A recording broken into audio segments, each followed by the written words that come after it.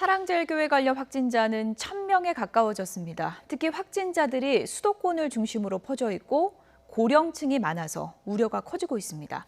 현장에 나가 있는 취재기자 연결해 보겠습니다. 김다영 기자. 네, 서울 사랑제일교회 부근에 나와 있습니다. 네, 사랑제일교회 관련 확산세가 꺾이질 않고 있는데요. 우선 확진 상황부터 좀 정리를 해보죠. 네, 어제 정오 기준으로 방역 당국이 집계한 사랑제일교회 관련 확진자는 모두 978명입니다. 그제보다 19명 더 는 겁니다.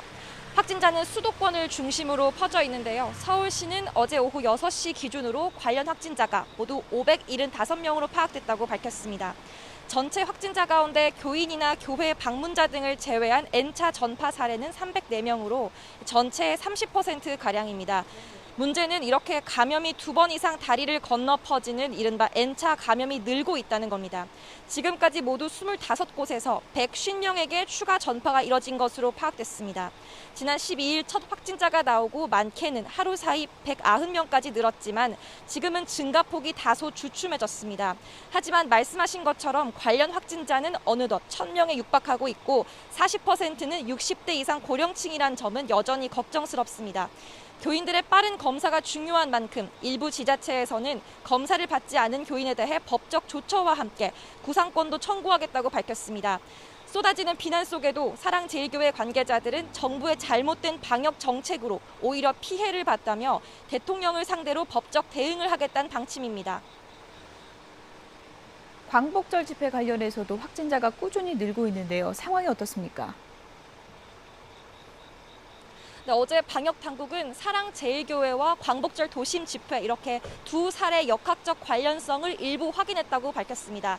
사랑제일교회 관련 확진자가 감염이 가능한 시기에 도심 집회에 참석했다는 겁니다.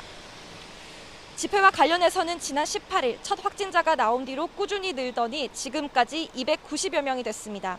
매일 두 자릿수씩 늘고 있으니 오늘 300명을 넘을 걸로 보입니다. 집회를 다녀간 확진자가 교회 등지로 추가 전파를 일으킨 사례도 많았습니다. 서울 동대문구 강북 순복음교회, 광주 성림침례교회 등 6곳에서 확진자가 61명이 나왔습니다. 이렇게 집단 감염 현상이 전국으로 확산하면서 확진자가 연일 속출하고 있습니다.